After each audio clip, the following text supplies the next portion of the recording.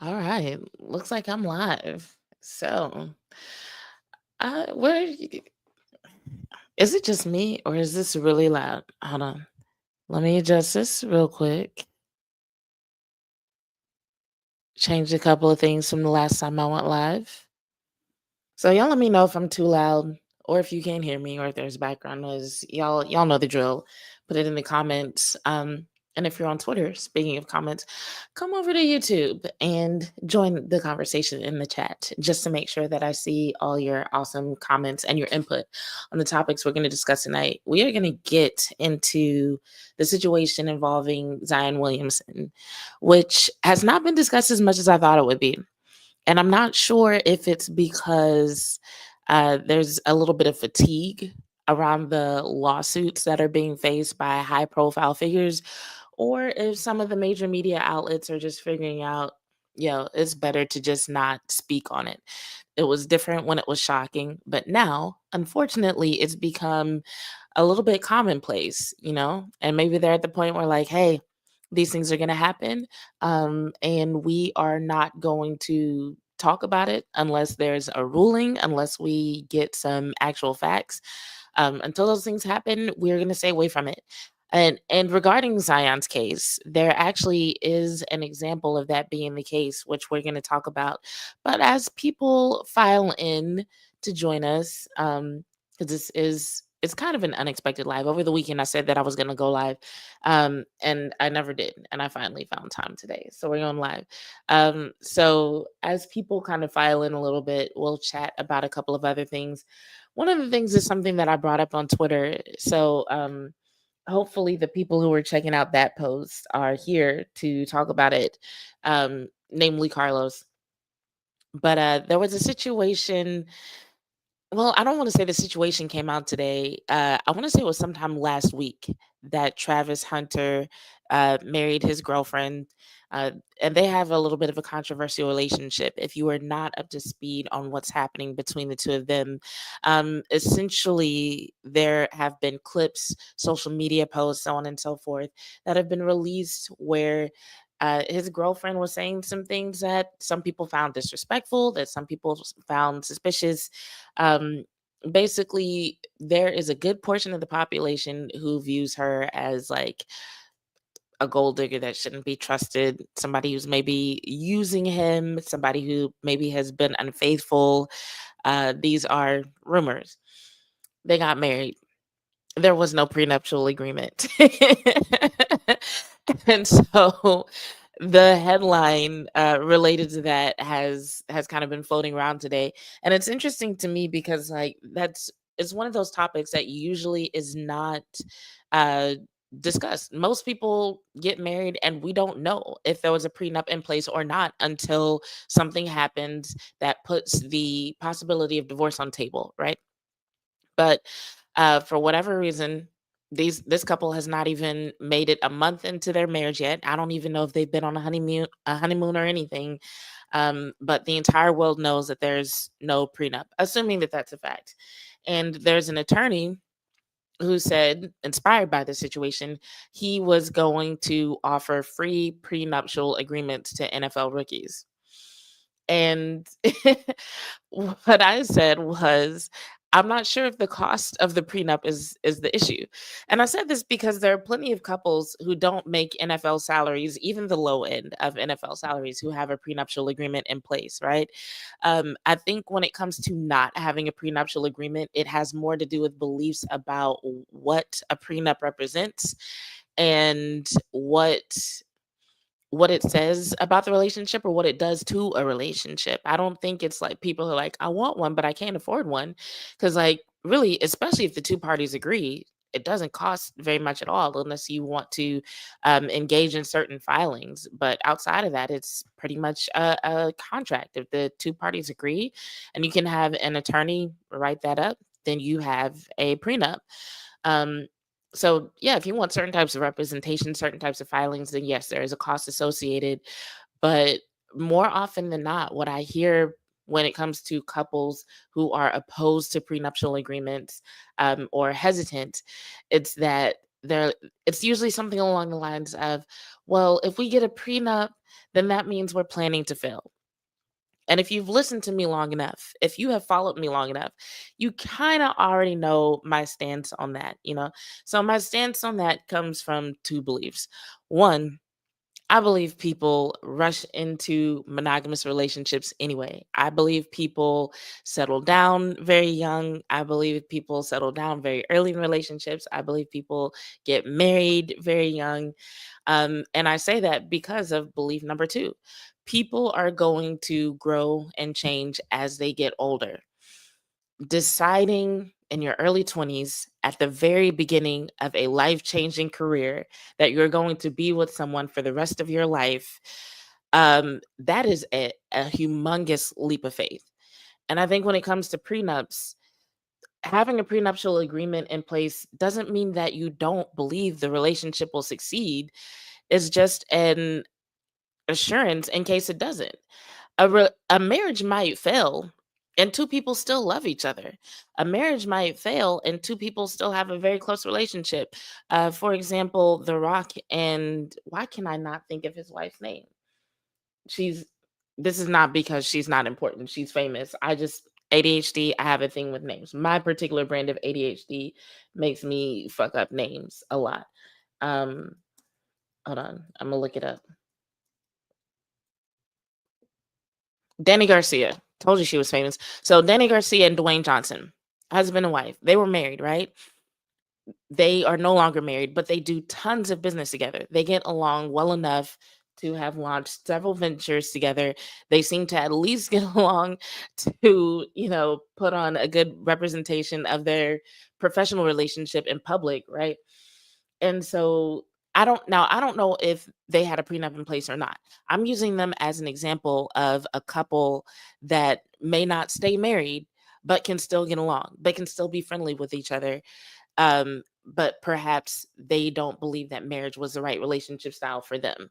So when I think about Travis Hunter and Lana, um, Mrs. Hunter, I guess is how we can address her now. When I think about them and my concern over the fact that there's no prenup in place, it's not that I agree with people who say that she's a gold digger or a cheater or a liar, whatever it is that people are saying about her these days. It's not that I believe that Travis Hunter is going to end up heartbroken and looking played in the public. It's that these are two very young people and they're going to change a lot.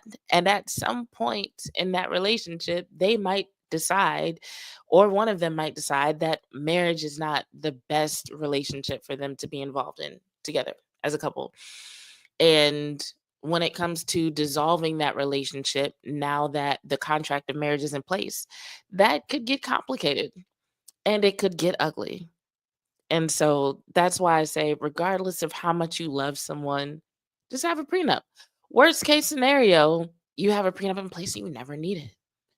But best case scenario, you have something in place to kind of guide the negotiations and the discussions if you do decide to dissolve your relationship, if you grow apart and decide to go in different directions. So that's my stance on it. I'm not about to sit here and talk shit about Lana. I'm not about to sit here and say that Travis Hunter is an idiot. They're young. They're young and they believe in their love. And I hope they don't regret this. But if you happen to also be young and you're watching this, um, yeah, getting a prenup does not mean that you don't believe in your relationship or that you're planning for it to fail. It means you understand that marriage in the United States of America is a business contract, and things go wrong with contracts all the time. It's just protecting yourself. It's like a seatbelt or life insurance or car insurance or having a savings. It's like you don't be like, I'm not gonna put money in a savings account because then I'm planning to go broke. Like, you don't say I'm not gonna get car insurance because then I'm just banking on the idea that I'm gonna get in car accident. Like, no, these things are put in place just in case. They're put in place to protect you. So if you have any thoughts about Travis Hunter and his lack of a prenuptial agreement, feel free to throw them in the chat. But in the meantime, ooh, I'm rusty. Um, in the meantime, I'm gonna play this intro. Queen bitch, supreme bitch, I'ma stay that bitch.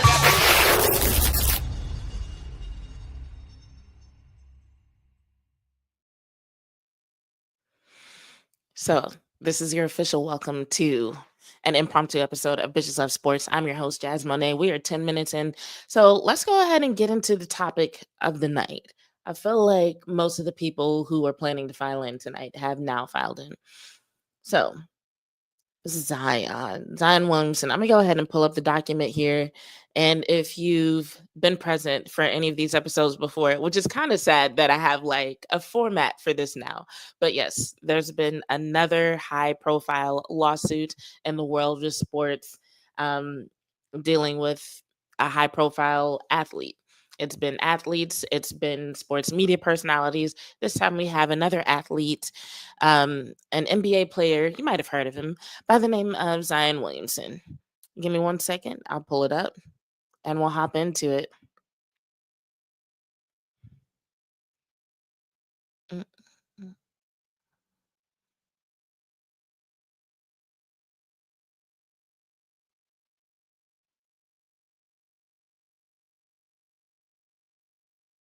Unless, of course.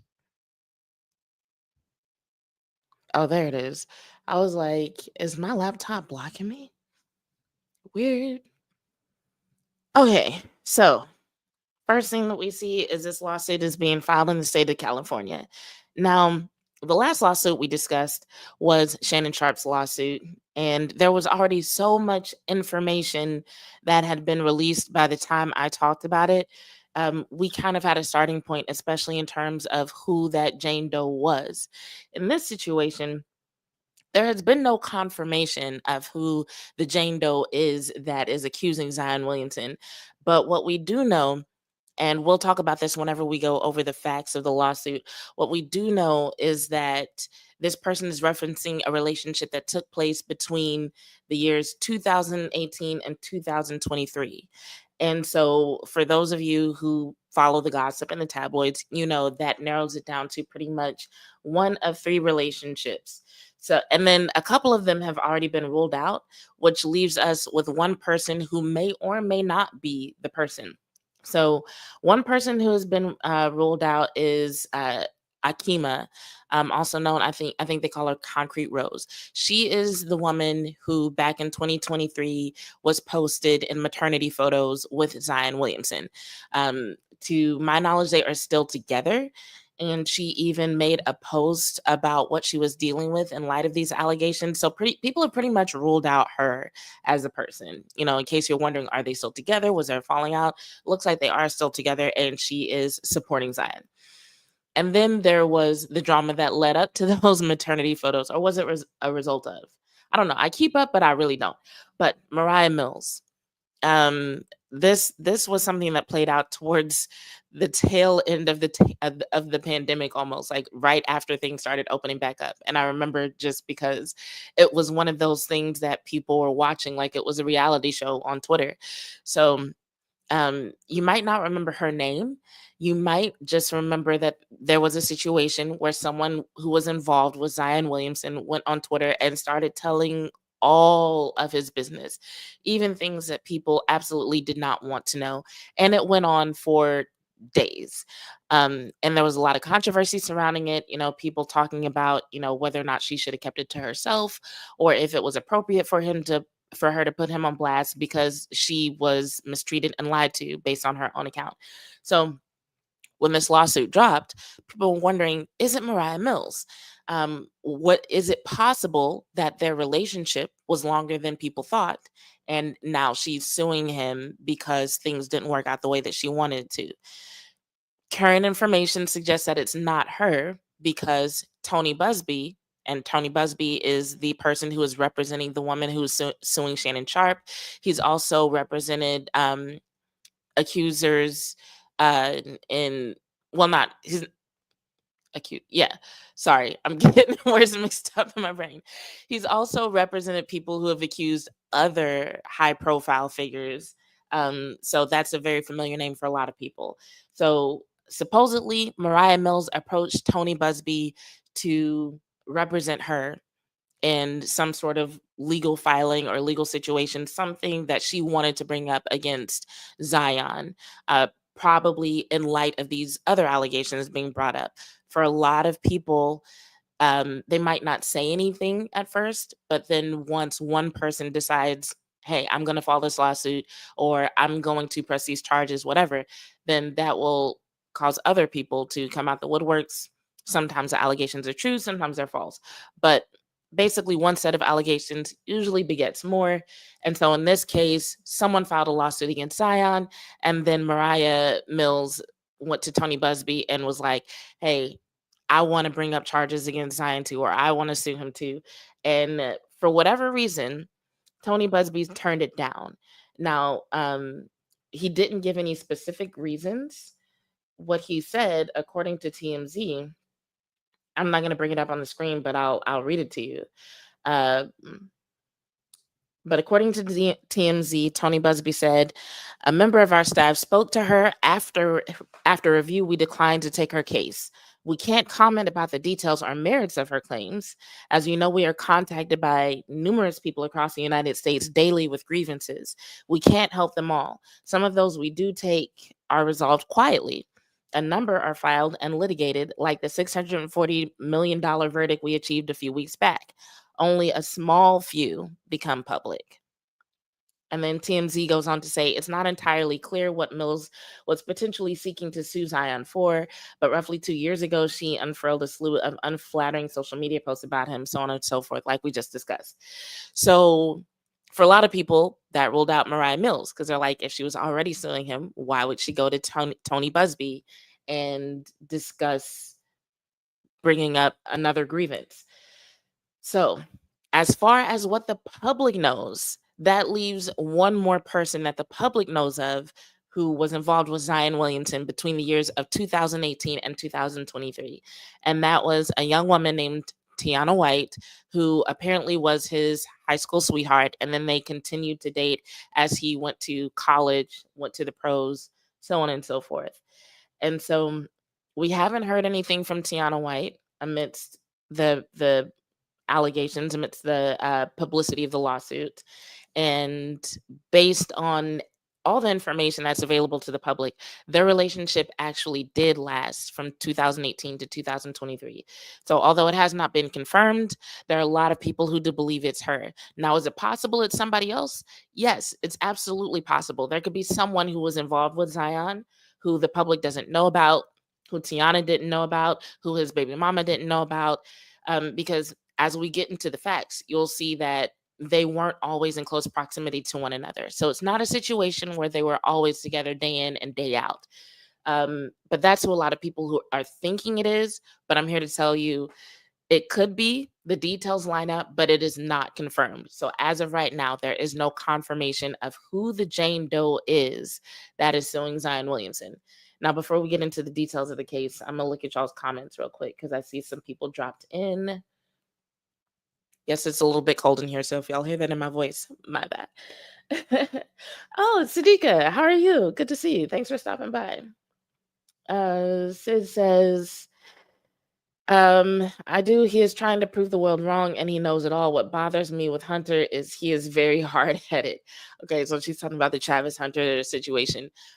I have heard that. There have been a few people who have said that they've talked to Travis Hunter about his situation and given him advice that he is not following.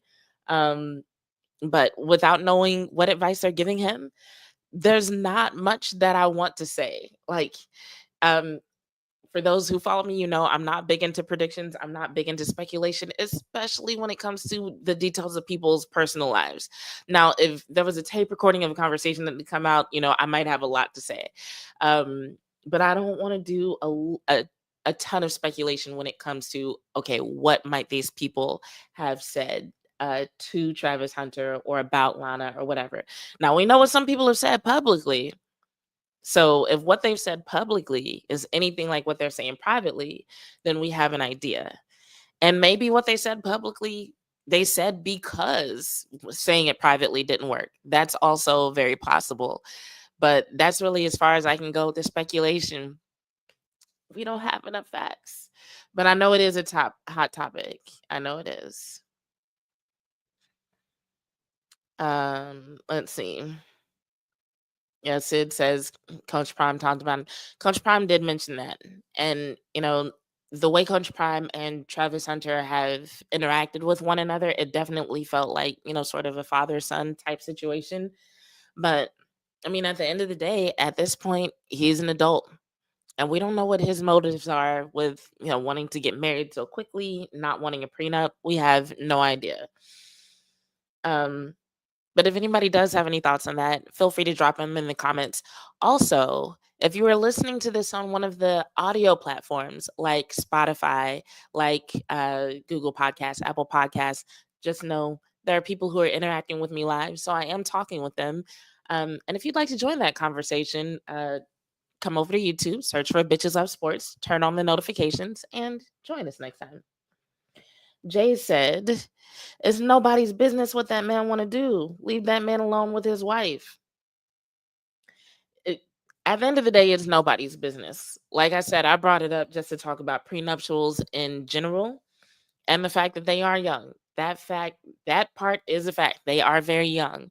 And we even have statistics on how marriages usually go when people are very young and they decide to get married young. And whether or not it takes a couple years or it takes a couple decades, usually those agreements don't last an entire lifetime, usually. But outside of that, um, it's up to him. 100% up to him.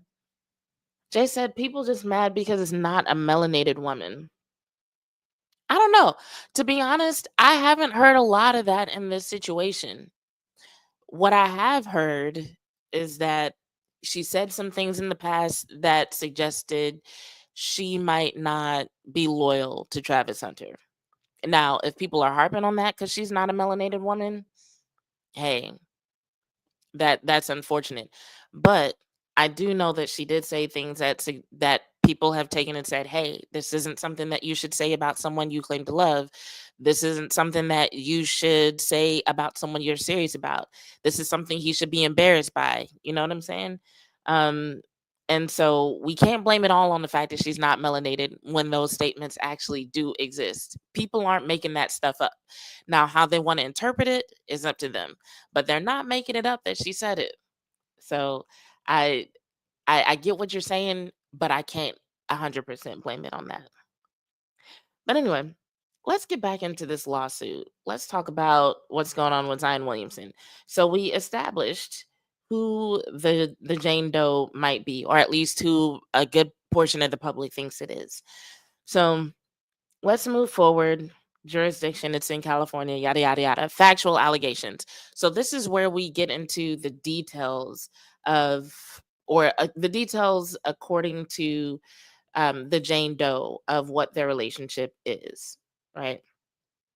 So what is being presented as facts, according to the plaintiff, according to the accuser, is the plaintiff and defendant began a dating relationship in or around 2018 while the defendant was a freshman at Duke University. Plaintiff remained in a dating relationship with the defendant from 2018 through June 2023. During the course of their relationship, defendant engaged in a continuing pattern of abusive, controlling, and threatening behavior toward the plaintiff. His wrongful conduct occurred in Louisiana and continued thereafter across several states. The abuse was sexual, physical, emotional, and financial in nature. Oh, by the way, before we get too much deeper into it, in case you weren't aware, yes, this lawsuit is related to sexual assault. And I did look into it because with the Shannon Sharp case and me reading those documents, I wasn't sure if I could use the word rape. Pretty much I can, just I can't monetize this video, which I'm okay with. So if you are sensitive to those words, if you are sensitive to those topics, this is your opportunity to dip out now. Otherwise, I'm going to be reading things as they're written in this particular document, or on the screen it's over here. So as they're written in this document, in this document. Um, so during the fall of 2020, the defendant moved to Beverly Hills, California for training and rented a house in the area. On or about September 23rd, 2020, defendant raped and assaulted the plaintiff. Plaintiff was picked up by defendant's agent from a hotel where plaintiff's brothers were staying. Defendant's agent brought plaintiff to defendant's home in Beverly Hills. The defendant, however, did not arrive at the home until late that evening. When the defendant got home, the plaintiff told the defendant that she was tired and wanted to go to sleep. Defendant called plaintiff stuck up and a bitch and told her that she could not go to sleep without having sex with him. Plaintiff told defendant no. Defendant pinned plaintiff down on the bed with her hands behind her back and raped her. Afterwards, plaintiff tried to grab her phone, but defendant took it from her and threw it across the room. The defendant then choked plaintiff and yelled at her for talking too much, quote unquote. Plaintiff recalls the smell of alcohol on the defendant's breath. After this incident, defendant did not give back plaintiff's phone for a period of time. So that's going to come into play later when we get into the causes of action against Zion. A second rape occurred in Beverly Hills on October 10th, 2020. So this is about a month later. On that day, plaintiff told defendant she was considering seeing a friend in San Diego. Defendant told plaintiff that she could not go. The thought of plaintiff leaving made defendant very angry. Defendant threw things in the home, frightening plaintiff. Then he picked her up, threw her down to the ground, and pinned her shoulders down so she could not move. Defendant violently raped plaintiff in multiple ways. Afterwards, defendant took plaintiff's cell phone and laptop and kept them for a period of time so that plaintiff could not contact anyone to secure a ride elsewhere, report the assault, or seek medical care. So this is one of those sections where sometimes we talk about details that are left out. And that is something else that I looked into as well, because in the past, we've talked about details of or details that are contained in lawsuits. And whether it's me asking or someone in the comments, it might be like, well, what were the other people who were around? In this case, there was no one around, but like in other situations, like, well, what were the other people around doing at the time? So on and so forth. And so what I found out was those are things that it's up to Zion's defense to figure out and bring up. Basically, bringing up what other people might have done or said doesn't do anything to benefit the plaintiff's case. So it's not something that their attorneys are going to bring up unless they're asked about it. So it's basically up to Zion's attorneys to do their job and uncover those details and then present them as they're relevant to the case. So that's why a lot of times these lawsuits are written without certain details. Like when I read this particular section, I was like, okay, so he took her phone, he took her laptop. Where were the people who were supposedly, sorry, I dropped my phone. Hold on. Sorry, dropped my phone. So I'm like, where were the people who were supposedly her friends? Were they looking for her? Can they verify how long she was missing? None of that stuff is going to be in the lawsuit. And if Zion has good attorneys, they will ask those questions and figure out those answers and apply them as relevant. All right. So to continue. These two incidents were not isolated. Defendant continued to abuse, rape, assault, and batter plaintiff in California and other states, including Louisiana and Texas, until the relationship ended in 2023.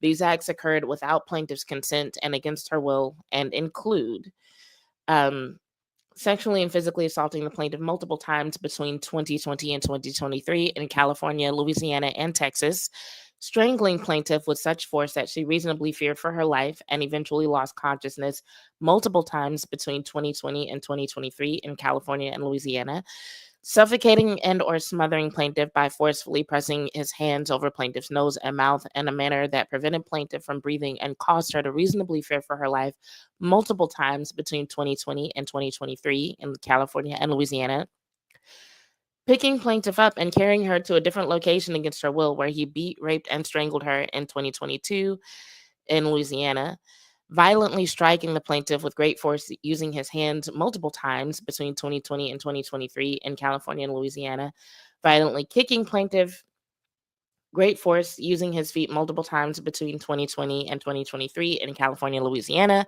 forcing plaintiff to leave her apartment and enter a vehicle, transporting her to a secondary location, and intentionally imprisoning her in the vehicle by violently slamming the car door shut as she tried to exit the vehicle, which caused the car door to strike the plaintiff's head with such force that she lost consciousness in 2022 in Louisiana, confining plaintiff after a rape or assault incident multiple times between 2020 and 2023 in California, Louisiana, Texas, and Oregon, entering plaintiff's apartment without her knowledge or consent, and once inside, committing additional crimes, including stealing her personal belongings and physically and sexually assaulting her in Louisiana between 2020 and 2023, threatening plaintiff, including threatening to kill plaintiff and her family members multiple times in California and Louisiana between 2020 and 2023, threatening to have his paid security guard shoot plaintiff in the head while the security guard was present and carrying a loaded firearm multiple times in Louisiana between 2020 and 2023, threatening to have his paid security guard kill plaintiff's parents after informing plaintiff that he knows their home address multiple times in Louisiana between 2020 and 2023. So this is where we get into um, other details that Zion's defense is going to have to explain, because any judge, any jury who sees, okay, he told his security guard to do what, they're going to want to talk to that security guard. And if that security guard was complicit in those threats, like let's say they were present and they heard those things, that security guard might also be in trouble. So once again, more details that are going to have to come out before this is decided, before anybody can determine, hey, is this true, is this false, what exactly should or could Zion be charged with, what is he responsible for in terms of damages. Continuing, monitoring plaintiff's location at all hours, monitoring who plaintiff was with, calling her repeatedly, following her home from work, or sending his friends to follow her. Once again, if this is considered stalking, if this is considered some sort of threat, having his friends follow her means his friends could also be complicit. They could also be accessories. Continuously taking and going through her phone and laptop, entering her apartment without permission and rifling through her belongings, lying in wait at her apartment for her to return in California and Louisiana between 2020 and 2023. Threatening to throw and throwing heavy objects at plaintiff's body, which caused her injury. Um, I'm not going to keep reading the states and years because y'all can see it on the screen, but we want to get through this. Using force and or intimidation to rob plaintiff of her car keys, phone, and laptop without her consent, pointing a loaded firearm at plaintiff's head, causing her to reasonably fear for her life, filming plaintiff without her consent, and threatening to distribute nude videos and images of her when she wanted to break up. Other acts of criminal violence that will be shown at trial. Um, Then it goes on to say, when many of the wrongful acts were committed against plaintiff, defendant was either drunk or on cocaine. And so in my Twitter post that I made about this, I said something to the effect that some of the details of the lawsuit would point to violations of NBA rules. Using cocaine is illegal and is a violation. Um, and yeah, whether it was Texas, Louisiana, California, in none of those states is it okay to use cocaine. So, oh, and then also, as a direct and proximate result of defendant's conduct, plaintiff has suffered severe emotional distress, anxiety, depression, humiliation, loss of sleep, and other physical and emotional injuries. So, what we're talking about here, and this is part of the reason why I do read the details of these lawsuits when they come up, because sometimes when articles are written on them or there's a Twitter post or social media post made about them, it's very short. There are very few details. And sometimes people pass it off as like, oh, it was probably consensual and now she's mad that he broke up with her. Or it's in some other way, it's passed off as being less severe than what it actually is, as listed in the lawsuit, right? And so I just wanted to put out there the details of what he's being accused of and the seriousness of these allegations. Um, so once again, these are allegations. There has been no proof presented yet, in terms of whether or not this person was actually in a relationship with Zion Williamson, or if any of these events actually happened in any capacity, consensual or not, whether they included the abuse that was mentioned or not. I just want to say, like, I'm just reading a lawsuit. I'm not saying if anything is true or false. I'm just presenting you guys with the details of what he's actually being accused of. Jay asks, is it criminal charges? No, these are not criminal charges. This is a civil lawsuit. Um, Let me go back and read some more of y'all's comments. Da. Sid, going back to the Travis Hunter situation, said no one is bothering him. They put their business out in the media. That, for the most part, is true. They kept the wedding itself pretty quiet, but I mean, people know that they got married now, which is how they know they didn't get a prenup. I can't imagine who would have released that information if it wasn't one of them. Um, Sid said, "Why did she never report anything to the police?" So that is a question that gets asked a lot, and there are a lot of reasons that survivors do not report. So I can't speak to this particular person, but what I can say is that sometimes it's fear, whether it's fear of the person that they're accusing or just fear that they won't be believed, fear of what they'll go through only to not be believed, or to only have that person get away with it anyway. So in this situation, the Jane Doe is saying that Zion threatened to kill her, threatened her family. And we also have to consider the age of these people. If it is, for example, I'm not saying this is the case, but let's say hypothetically, it is his high school sweetheart and they're both in their early 20s. Sometimes just being a young person, you might be at a loss of what to do. You might be more fearful, more anxious in situations like this than someone who has a little bit more life experience, is a little bit older, and has a little bit more self efficacy to believe they can survive something like reporting this and believing that they'll be protected and believed, right? Or even having a support system. Um, the details say that he moved to California. So if she was also in California, which for the assault that reportedly happened according to the lawsuit in fall of 2020, she was in California. She might not have had a support system, whoever the Jane Doe was.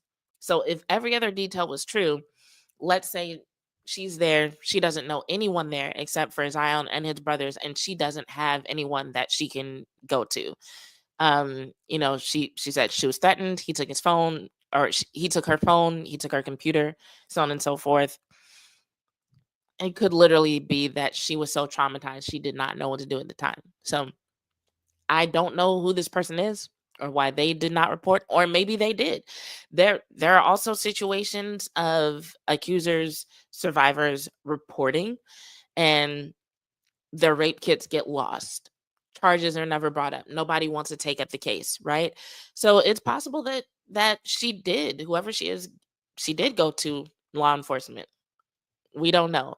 Once again, those are other details that the attorneys are going to have to discuss, and as it's relevant to the case, they'll present it, bring it up, and if it becomes public, we'll have more information. But those are just a few of the reasons why survivors do not report, or like I said, sometimes they do report, but the charges are never formally brought up, unfortunately. It is a worse problem than a lot of people realize. Jay said, it's kind of hard to believe some of these essay cases from exes these days. If she was getting physically abused, she should have made police reports. So, what I said previously, yeah.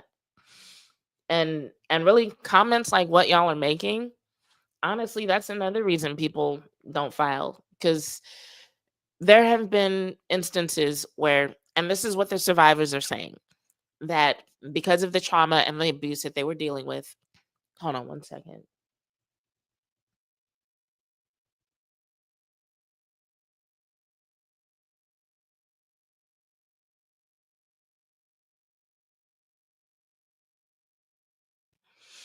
Yeah, some people have said that because of the trauma and abuse that they were dealing with, they were not in a place mentally or emotionally to report at the time. So, in some cases, that's because they're dealing with trauma that they don't want to relive. They've convinced themselves that they can survive it and move on without filing a report. Or in some cases, they are literally intimidated into not reporting, right? And then as they try to get up the courage, they hear comments from people like what y'all are saying, who say things like, well, if he was really doing that, you would have said something sooner, so I don't believe you. And so then basically they're being re traumatized all over again because not being believed. And now they're having to prove what happened in order to just get sympathy. And then there are situations, unfortunately, and this is why I get so upset about it, right? In previous episodes that I've done on topics like this, I've talked about how I cannot stand false accusers, but it's because also the types of comments that y'all are making, because there are some people who have made false accusations, and those accusations have been proven to be false. And then those situations are used as ammunition against people who actually have experienced something traumatic, who actually have been abused, who actually have been raped. But then they're questioned, they're not believed, because it's like, oh, well, in this situation, in that situation, in that other situation, there have been multiple times where accusers have been found to be lying, making stuff up. And so it's really tough. And in this situation, I don't know which one it is. I don't know if these are false accusations brought up by a person who is bitter and who has it in for Zion, or if it's someone who took a long time to report because of what they were experiencing that either prevented them from reporting or caused something to happen to where their reports were not being taken seriously. I don't know which one it is, but those are a couple of the scenarios that could be the case. Jay said, waiting until after you break up to start claiming all these things in a time where everybody can just go live, it's really hard to believe. But they very well may have done all of these things. Yeah, it could be one or the other. I do not envy the people whose job it is to sort out the facts in these situations. Um, Jay said, Jazz, I'm talking about these females that flex on IG and TikTok every day and show off. Young girls look up to them and then they live a lie just for social media. So, whew, that is a can of worms that I don't know if we have time to dive into tonight. But I will agree that the idolization of certain types of people, I won't even say women, just certain types of people, especially via social media, is a real problem, especially because it is so easy to pretend to live a lifestyle that you're not living on social media, because social media is basically a highlight reel. And if you want to pretend like you have a certain car, live in a certain house, hang out with certain people, it is so easy to rent a car, to rent a house, to embellish your relationship to certain people. You know what I'm saying? It is so easy. And then you go on social media and you present yourself as having a certain attitude, a certain persona. And then people feel like, especially young people, feel like they should follow that, right? Um, so yeah. And then Jay said, yeah, I make comments like these because no one ever presses criminal charges. It's always about the bag. So yeah, there are times when people do press criminal charges and the charges just don't go anywhere. So that's why I don't like to assume that they didn't press charges or that they didn't try, because there have been several instances of, oh, this police precinct was changing buildings and they found all these rape kits, and it's like, what? um so yeah, it's a really unfortunate situation that between false accusers and people just not taking women who really did experience something seriously have caused there to be such blurred lines and so many gray areas when it comes to filing charges, filing a lawsuit. What I do know is that when it comes to a civil lawsuit, sometimes it is easier to get damages via a civil lawsuit than it is to actually bring um, an accused person to justice, an abuser to justice, right? Or an aggressor to justice. And so sometimes, whether or not they press charges, it could be that they press charges and their rape kit was lost, their charges not taken seriously. All right, I'm gonna file a lawsuit. Or it could be, you know what, I'm scared to press charges, but filing a lawsuit takes a little bit of pressure off of me in terms of what I'm expected to prove and in terms of what I have to do in terms of testifying and so on and so forth. Um, they said, if I see you on a private jet every weekend on a beach somewhere for 5 years, and after you break up, you say, oh, I was forced to do all that. Yeah, these are questions a lot of people have. There are questions a lot of people have. But let me go through a few more of the details. So the causes of action that are listed here, these are basically the things that are actually being brought against Zion by the plaintiff, right? So in other words, like we talked about, there are certain things in the lawsuit that are not even discussed as things that the Jane Doe is worried about. Like, I don't think cocaine, like the use of cocaine, is listed as one of the causes of action, for example, right? But it is a detail in the lawsuit, but it's not one of the causes of action. So the causes of action are basically them listing, like, okay, we already listed the facts. So now let me organize them based on the type of violation. So we've got assault first, which there were several descriptions of assault.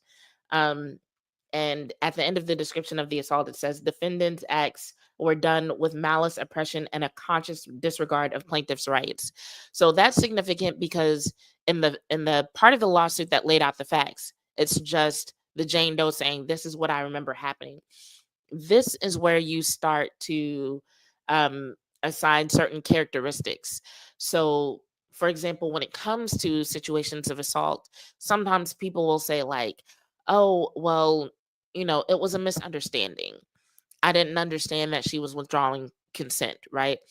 And so this is Jane Doe basically saying, or Jane Doe's representation basically saying, like, nah, don't let him get away with that. I know this was done with malicious intent. I know I was oppressed on purpose.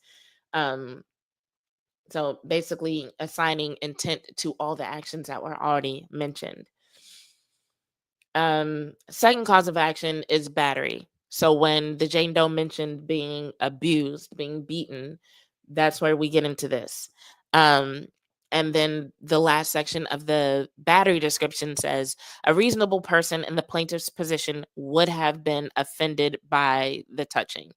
So they're using that language because sometimes in defense, someone might say, like, oh, um, he didn't punch her, he touched her aggressively. Like, he did put his hands on her, but he didn't punch her. Like, to say that she was punched is wrong description. So this is basically saying, like, all right, we already described being beat. So now when it comes to the cause of action of battery, let us be clear, whether you call it touching or you call it something else, any reasonable person would have had a problem with it. All right. And then they once again say it was done with malice, oppression, so on and so forth. Third cause of action, sexual battery. They described that a couple of times. They also mentioned that it was done with malice, oppression, and a conscious disregard of the plaintiff's rights. They also mention physical injury, pain, suffering, and emotional distress. Fourth cause of action, intentional infliction of emotional distress. So this is significant because sometimes when a plaintiff says they suffered emotional distress, they don't necessarily say it was intentional. They're like, yo, this person beat me on purpose and I suffered emotional distress. But this is saying they beat me, I suffered sexual battery, physical battery, and they did it with the cause in mind of causing me emotional distress. In other words, this isn't just a byproduct. He did that on purpose, is what the plaintiff is saying. Um, Fifth cause of action, domestic violence. Everything that we've already discussed all also falls under the umbrella of domestic violence. Sixth cause of action, stalking. So this is where we get into where she said, hey, he was outside of my apartment. He knew where I was. He knew who I was with. Going back to why didn't she report? It could be that there were people in her life who were afraid. She might have gone to somebody and been like, hey, I'm going to file a police report. Don't do that. He knows where I live. He knows where I work. Like, she could have very well had people close to her being like, don't report. This is just too scary. He already said his security guard is going to shoot us. So just leave it alone. Just leave him, break up with him, but do not go to the police. I don't want to get shot, right? That is a thing that happens. And then some survivors, some victims might be like, you know what? I don't want my friend to get shot over this. I'm not going to file a police report. Um, It gets crazy. So, stalking, in the allegations, it said that he was following her, but also that his friends were. So, this is where I was like, okay, the friends weren't mentioned by name, but that's one of those things that's going to come up. Um, and so once again, this is one of the reasons that I go over these details, because if that does come up, if it does come out in the public, we don't know whose names might be brought up, because when the plaintiff says friends, are we talking about teammates? Are there other NBA players that were involved in this? Um, or were they just some random people that he met after he moved to California? We don't know. But there were other people besides Zion Williamson who were mentioned in the details, not by name, but there was the presence of other people mentioned who took place or who took part in the stalking of the plaintiff, according to these allegations in the lawsuit. Um, so I don't think there are any new details here. It says defendant's conduct was not performed during constitutionally protected activity. Um, and it mentions damages, but no other details. Burglary. So it doesn't mention what specifically was burgled, but there was that section under the facts where she said, hey, he entered my apartment without my permission. Um, so that would fall under burglary. False imprisonment. So when the plaintiff said, hey, he put me in the car, wouldn't let me leave. He brought me to his house, wouldn't let me leave. Took these actions, beat me, took my phone, took my laptop to prevent me from leaving. False imprisonment. And it also mentions under this description of false imprisonment that he did it on purpose. This wasn't according to the plaintiff, it wasn't some result of him being emotional and acting out. According to the plaintiff, he did this on purpose with oppression and malice. And then there's conversion. So sometimes people get conversion confused with theft, and they're like, what's the difference?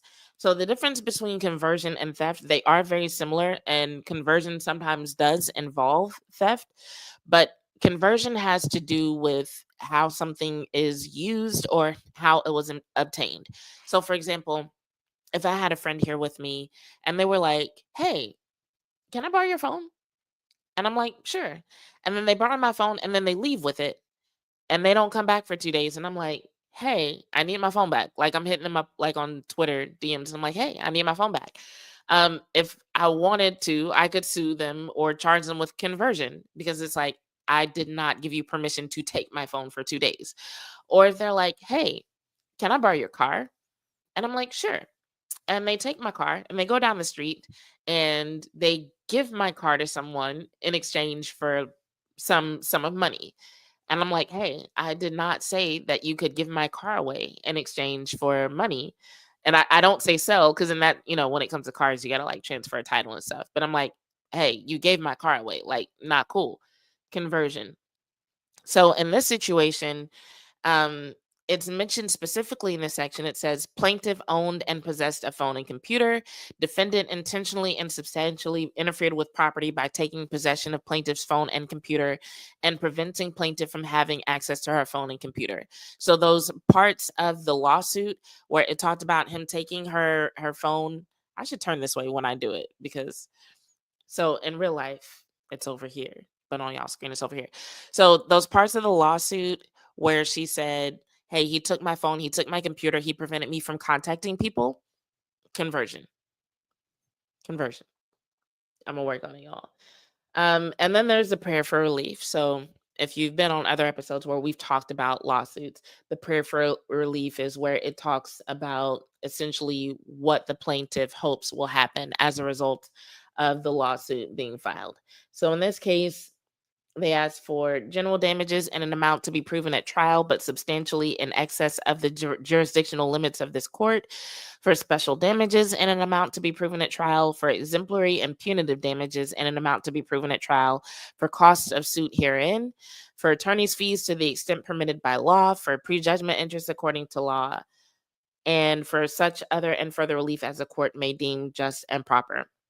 So there's no specific monetary amount listed here in the lawsuit, but it does seem like they're expecting a very high amount compared to, let's see, in section A, they say specifically general damages in an amount to be proven at trial, but substantially in excess of the jurisdictional limits of the court. So that's legalese for we're expecting a lot in damages based on this. So let me get a sip of water real quick and then I'll look at some of y'all's updated comments.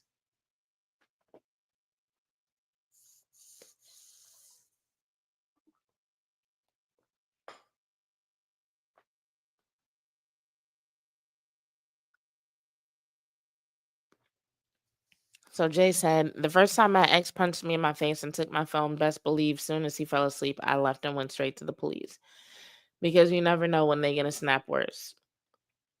No, and that is the case for some people. I was in a situation where, fortunately, it never got to the point where I was physically contacted. But I was with someone who got to the point where he was cussing at me a lot, throwing things at me, um, became what I would call very emotionally and verbally abusive. And I left before things got physical. But I'm also not so naive that I believe that that is or should be everyone's situation. I had a support system that encouraged me to leave. I had friends who actually helped me leave. Like real shit. Had it not been for the friends who helped me leave, I don't know if I would have been able to leave when I did. It might have gotten physical before I was able to leave on my own. I just so happened to have uh, a couple of very good friends who were moving to Austin, Texas, and they were like, if you're ready to get the hell up out of Tennessee, you can put your stuff on our moving truck and come with us. And I did. I put my stuff on that moving truck. I put my dog in my car and I left. Um, but not everyone is that fortunate. Not everyone has a support system that encourages them to report, that would support them reporting, that would help them leave, you know? So everybody's situation is different. I just want to be sensitive to that. The purpose of these episodes is not to disparage people for how they handle these situations. It's really to shed light on the details of these situations so that as things come to light, um, people already have a source of information for what the details of the case actually are. Because sometimes these situations get discussed and they're discussed all wrong because the details are not out there. That happened a lot with the Fox case, right? Where Emmanuel Acho, no, I don't like him, but he was mentioned in the case, even though he was not accused of anything. But like the jokes about him were crazy. The way people were almost presenting it as though Joy was being sued for sleeping her way into certain positions. And it's like, no, she's being sued because a woman went to her and said, hey, I feel like I'm in danger. I feel like I'm not safe around these men. And Joy told her to get the fuck over it. Right. And so it's like in situations like that, I'm like, no, I think it's important that we know what these accusers are saying, whether or not they turn out to be right. It is important that we know what they're saying. And so, same thing in this situation, same thing with Shannon Sharp. It's like when people are discussing what's like the charges brought up against these men, like sometimes by the time they read the articles and they read the social media posts, it's so easy to boil it down into a joke. And so I'm just like, no, before y'all crack jokes, let's look at what this actually says. Now, if you have a very dark sense of humor, or if you are so far um, into the belief of innocent until proven guilty to the point where you still want to make jokes, that is on you. It is a free country still in that regard, at least, right? But I do feel like it's important to um, point out the difference between, oh, this is just someone bitter who's taking a consensual situation and now saying that it wasn't consensual versus like, no, this is a person saying that Zion Williamson was drinking, doing cocaine, locking them in their house, beating them, raping them, taking their stuff. Like these are some serious allegations. So yeah, take the information and do with it what you want. I just want to make sure that it's out there, and that we're not just all out here, you know, cracking jokes and making light of something that's like actually kind of serious. Um,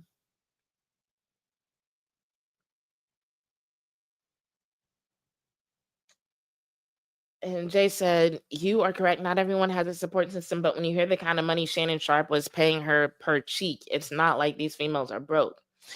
But see, that's the thing, Jay. It's not always about being broke. It's not always about being broke. Like I mentioned in the lawsuit, this is a person who said he threatened to have me and my family killed. And so if you are, let's say, a young woman between the ages of 18 and 23, and you're already feeling intimidated by this person's money, because regardless of how much money he might have given you, he has more. You're already intimidated by his money, his connections, his stardom, his status, his influence, right? And now, if you say anything, if you do anything that you don't like, let's say you go to the police and he finds out, and next thing you know, a family member of yours gets shot or they get run off the road. Like, yeah, there are young women who, no matter how much money they have, hell, there are older women, there are people, not even just women, there are people who might be afraid of that happening and might say, you know what, I don't know what's going to happen if I tell this man no. He has threatened, this man has security guards and he's threatened to have them kill my family. I don't know what's going to happen if I go to the police or try to leave, or if I tell someone besides my parents. So it's like, it's not always about money, you know? So it's like, I don't want us to boil it down to, well, if they have money, they should be able to get out. If they're smart, they should know how to handle criminal charges. It is simply not that simple. Like when it comes to emotions, when it comes to um development, like how far into adulthood a person is, when it comes to, like I mentioned before, the people around them. You may have all the money in the world. Hell, having money for some people might be a reason for them to be like, you shouldn't report, right? They might be like, "Oh, girl, what you complain about? Like, you gonna be all right. Just, it only happened twice. It only happened twice, but look at the lifestyle you live in." Da da da. Like, yes, there are some sick people in the world who will tell a woman to stay in that situation because it only happened twice. Maybe he won't do it again. Just try to get him some help. All sorts of things besides reporting, besides leaving. You know, um, I'll keep telling you my story. The guy that I was dating, who started to become violent, right? Before I left him, I talked to his mom. I talked to his uncle and I talked to his mom because I had good relationships with both of them. His uncle hardly said anything in response to what I was telling him. His mom told me that if I would clean up around the house more, maybe he would stop throwing things at me. She didn't tell him nothing. Like, she didn't tell him, "Don't treat a woman like that." She didn't tell him, like, she didn't sit down and have us both talk. She didn't get his stepdad involved. She didn't even seem shocked. It's almost like she knew her son was like this. But that was her thing. If I would clean up around the house more, maybe he would stop throwing things at me. Maybe he would stop cussing at me. And so I was really at a loss of what to do for a little while. And fortunately, I wasn't in a situation where he was threatening to have his security guards shoot me. And eventually, I went to my friends, and over time, I kind of figured out how I wanted to deal with the situation. And I didn't press charges, because you can press charges for someone throwing things at you, right? Um, I never pressed charges. Will I regret that?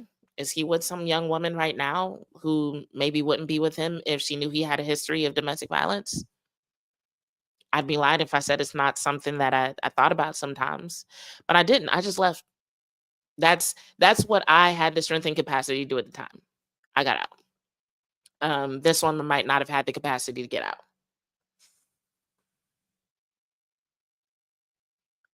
Um, you said you mean she couldn't record him acting crazy not one time? I don't know. She said he took her phone and her computer. Maybe he erased everything. Maybe he broke it before it got to the cloud. Or maybe once again, she said to herself, if I show these videos to anybody, he's going to shoot my mom. Right. And so maybe it will come out in court. Maybe now that time has passed, and I don't know what the statute of limitations is in all these states for this, right?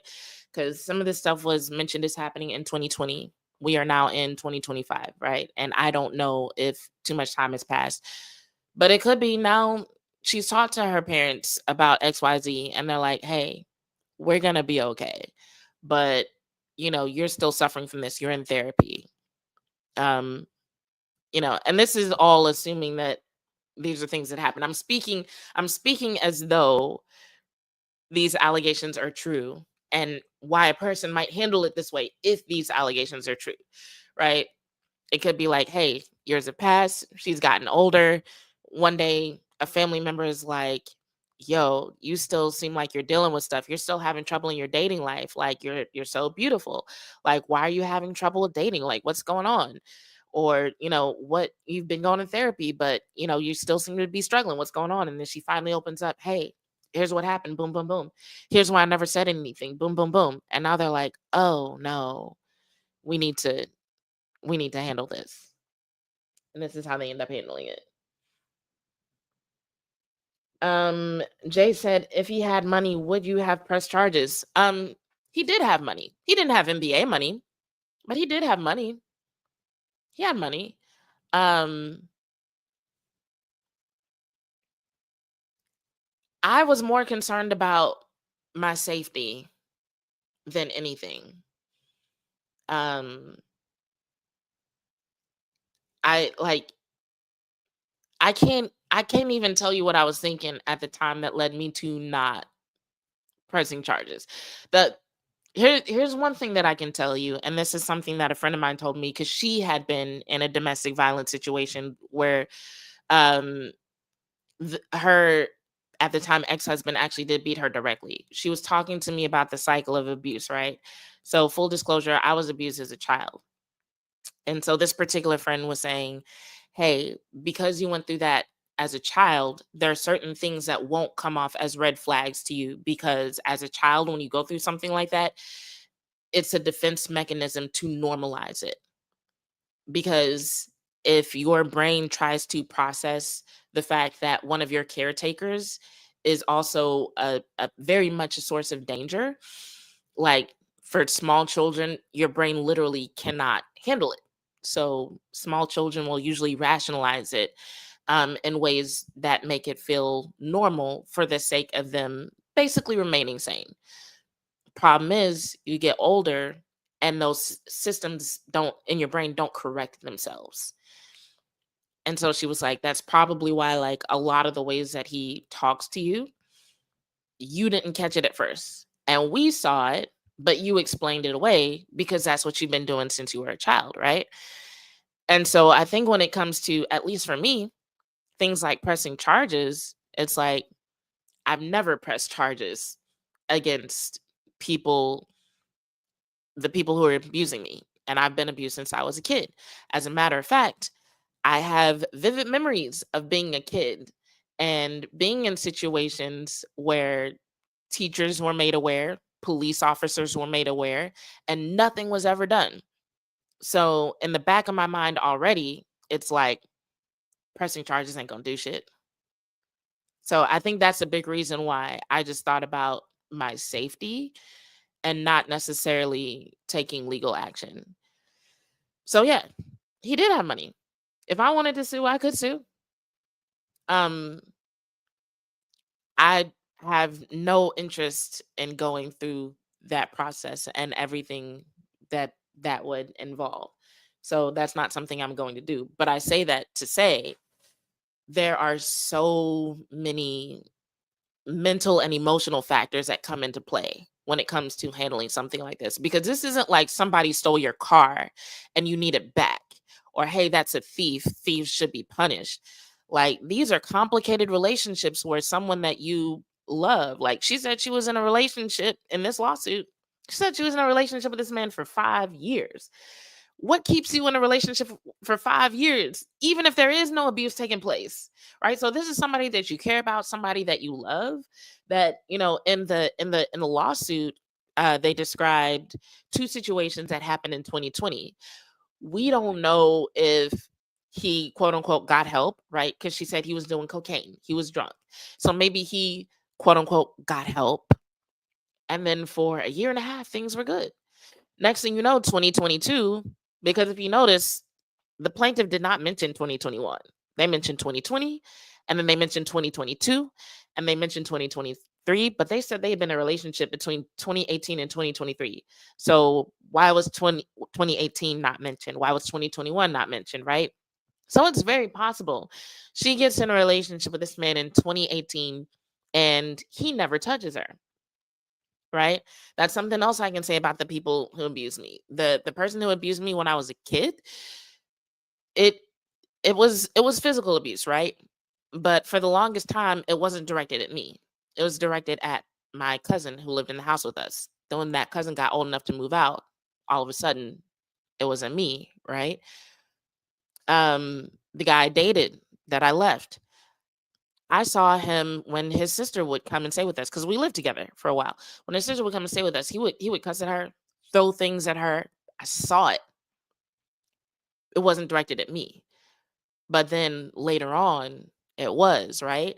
So we don't know if this is something that, like, once again, assuming that what this Jane Doe is saying is true, if she saw it in 2018, but she's like, dang, what did that person do to him to make him act like that? But it wasn't until later in 2020 that she's like, oh shit, now it's coming at me. Then he gets help, quote unquote. 2021 is a peaceful year, but then all of a sudden in 2022 things get crazy again, right? So throughout this entire time, this isn't like some thief who keeps coming and robbing your house. This is someone that you love, that you also have positive memories with, that maybe is telling you, hey, I'm gonna get help. I'm gonna marry you. I want you to be the mother of my kids. And you are hoping upon hope that it happens, that he gets off cocaine, and that you've been supporting him through his basketball career, through college, and now in the NBA, and now we're going to have a happy family. Like, all these things are tangled up in the decision of, do I say anything? Do I do anything? Do I press charges? Do I file a lawsuit? Do I just leave? What happens if I leave? Like, he threatened to have my family killed. Will he do that if I leave, or only if I press charges? Like, what do I do? So it's so much that gets tangled in, like, and it's so easy, right? Knee jerk reaction. They filed a lawsuit. They could have pressed charges if what they did was that bad, right? But it's just like, we don't know what led to this. In other situations, we have a better idea, right? Shannon Sharp has made statements about what happened, and we can infer a certain proclivity for CNC from that. We know there's videos, we've seen text messages, so we can infer a lot.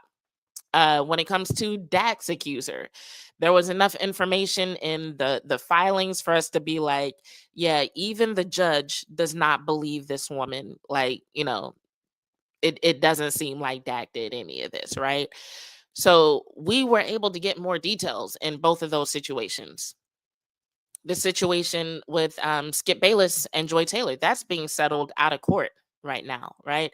So we might not ever get any more details, but based on the way it's being handled, it does kind of suggest, yeah, Joy Taylor probably did tell that woman to get the fuck over it when she went and confided in her that she didn't feel safe, right? In this situation, we don't have any details yet. Like I said, people are assuming that it's his high school sweetheart. We don't know.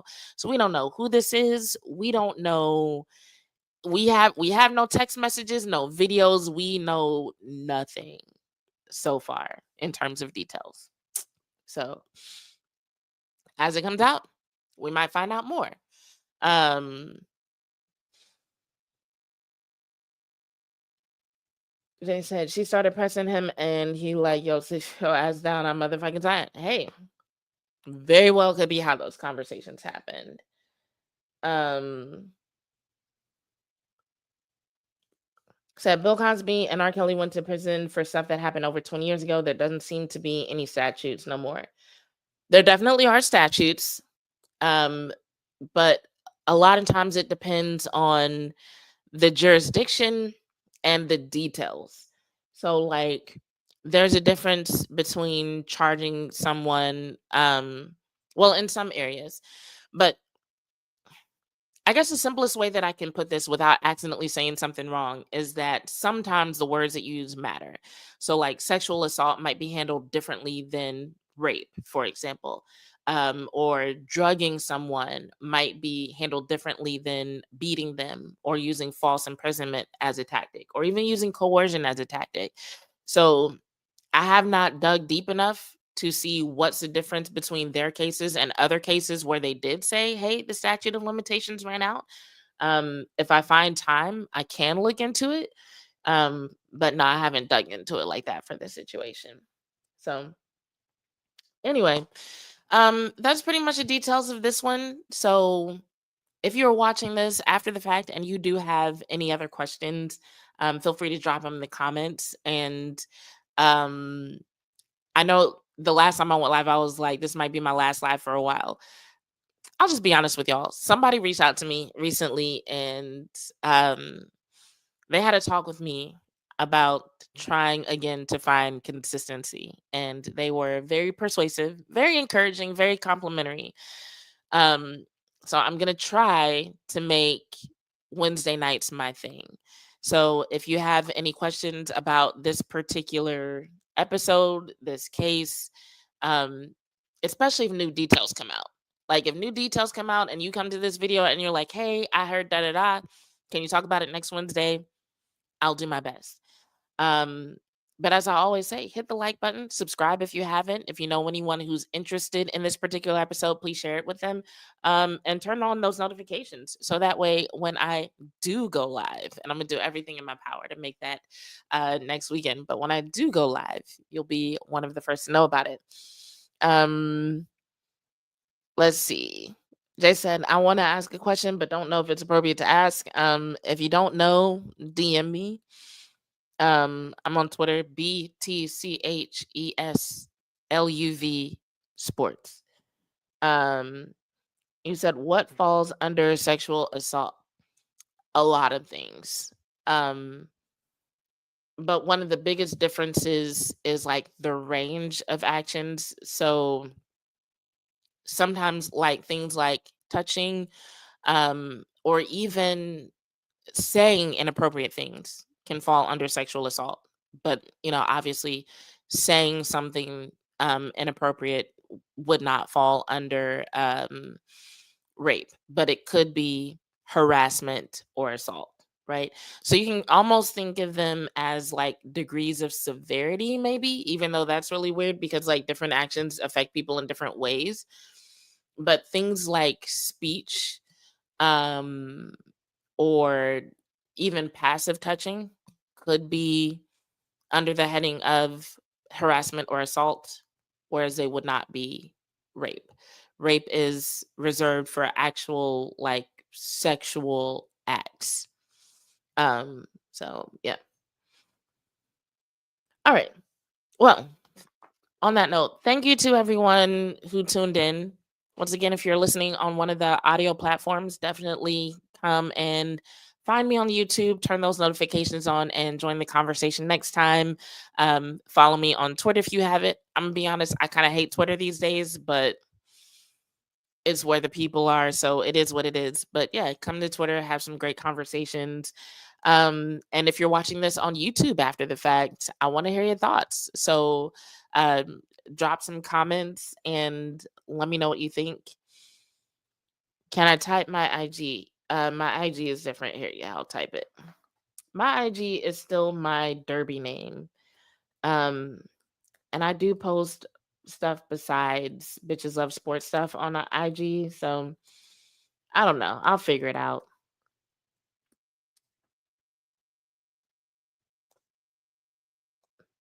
I've been trying to decide if I want to do like a dedicated bitches of sports Instagram or just keep it kind of all together the way it is. So, okay. So that what I just typed is my Instagram. So, yeah, you can send me a message on Instagram. I should see it. But that's all I have for tonight, y'all. I know this is a really heavy topic, and I hope I didn't trigger anyone or otherwise make anyone unnecessarily uncomfortable. It's an uncomfortable topic. I'm gonna be honest. It is an uncomfortable topic. Um, it does take a lot to discuss them, but I feel like these are important issues to discuss.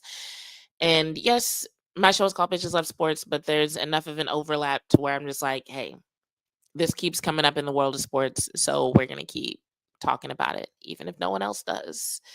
Oh, speaking of no one else does, I'm up here signing off. I didn't get to the part that I told y'all about in the beginning when I was talking about how mainstream sports platforms seem to have come to the conclusion that it's not a good idea to discuss these things. They don't really talk about them anymore. In case you've noticed.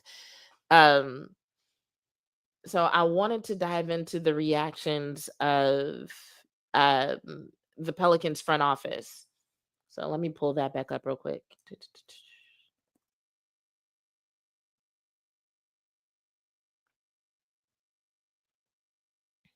If I can find it real quick.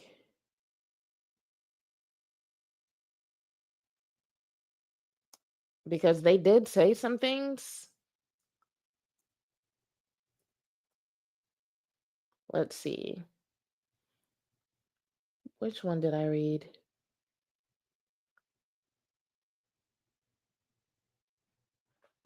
Here, we'll just start with the New York Times and hopefully they have the quotes that I'm looking for.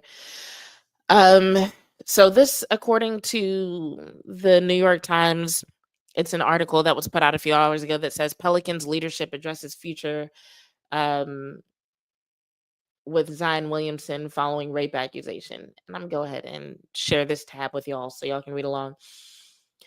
New Orleans Pelicans executive vice president of basketball operations Joe Dumars and owner Gail Benson are standing behind star forward Zion Williamson. So they are behind him. In case y'all wondering how the Pelicans are going to react, what they're going to do, it seems like the Pelicans are being supportive. So Dumars said, I've had really good conversations with Zion. We've had lunch, dinner, watched playoff games together. We've done it all. I've had some real honest conversations with him, some real direct and honest conversations. We're going to go forward with Zion. He's going to continue to be a focal point here as we go forward. Um, when asked about the lawsuit against Williamson, Dumars said, I've been advised not to venture into any of his legal issues. And then Benson said, lawsuits are lawsuits. People can sue you for anything. There's no reason. You can be innocent or not. So it's just something that people do, unfortunately. Now, what I will say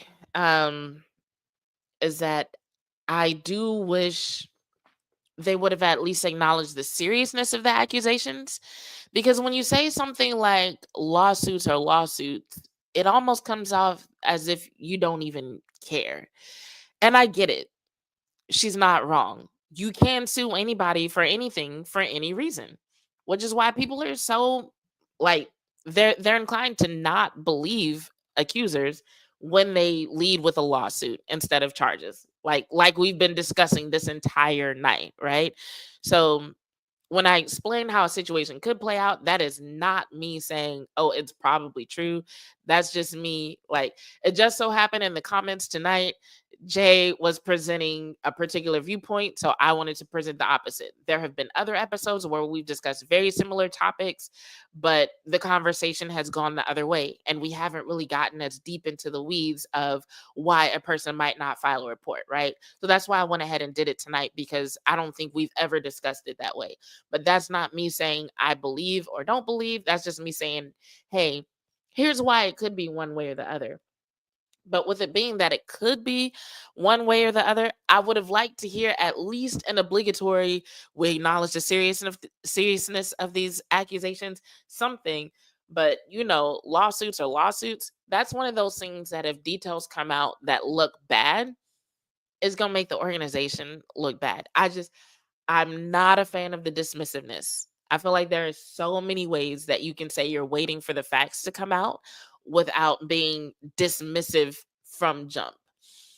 And Jay, you're right. It does seem like Joe Dumars is always having to deal with some BS. Like he can't escape it.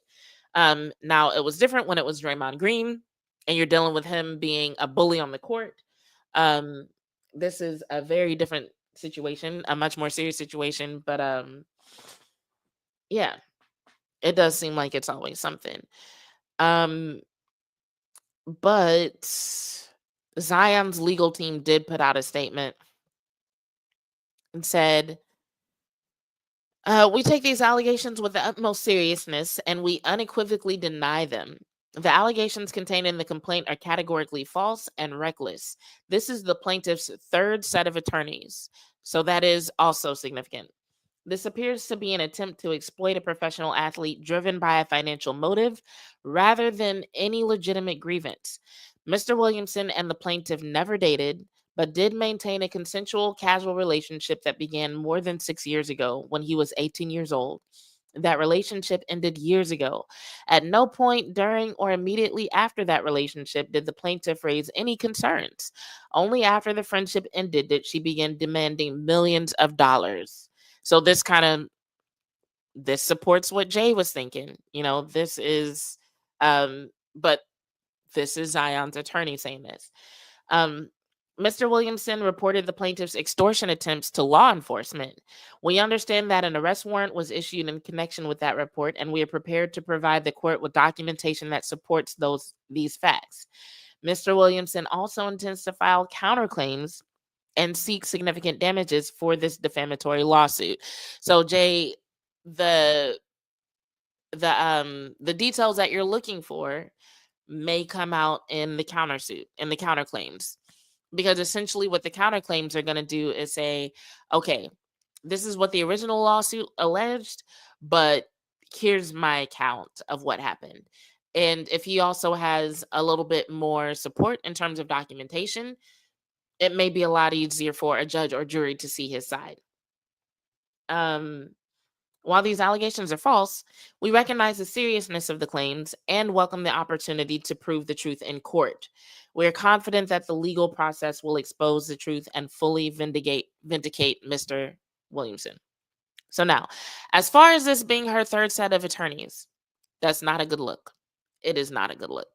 Now, that is something that can happen when a person simply does not have enough proof, right?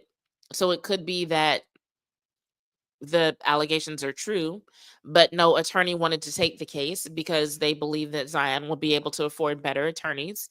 And she doesn't have enough proof to make them feel confident in winning. Or it could be that they don't believe her and they have reasons to not believe her. Um, Especially if they're saying that, he filed police reports because of extortion and has documentation. All right, whatever's in those documents at some point is probably going to come out. Now, as far as the counterclaims, we're probably a little ways away from seeing those because this just came out over the weekend.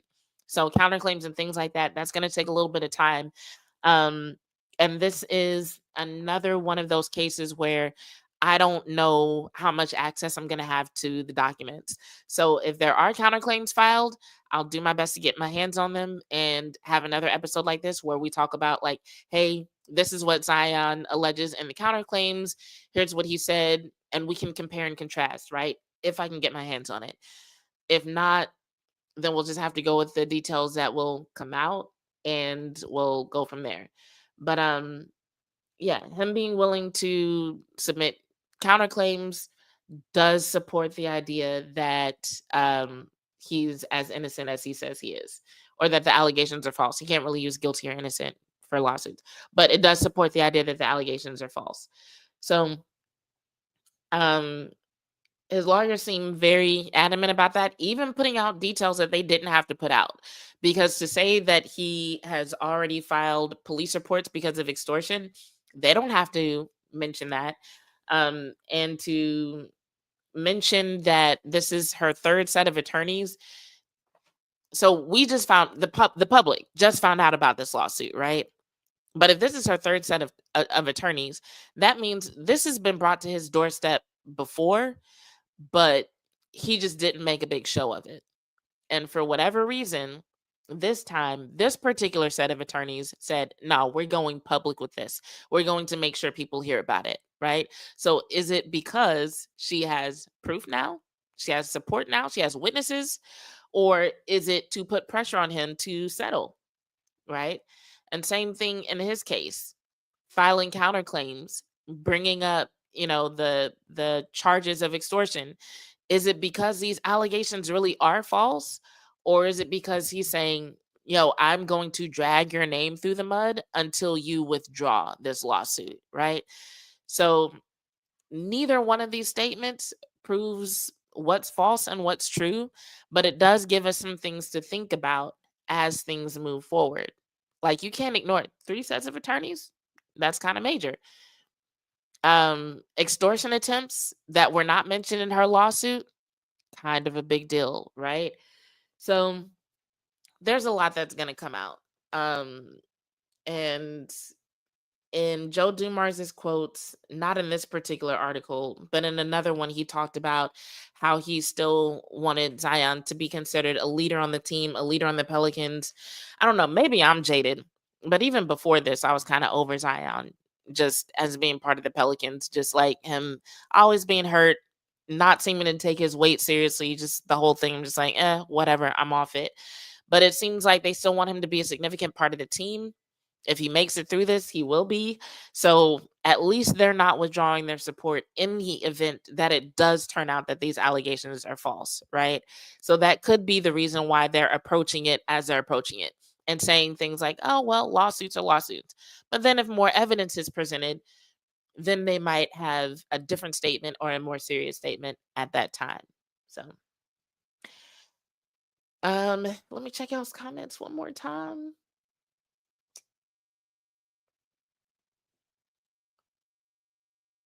Jay said, "What leader?" Exactly, exactly. That's what I'm saying. You and me, we're here on that part. um, Jay said, "I don't listen to lawyers no more. They always frame things just to their agenda. I want to see the counterclaims." Yes.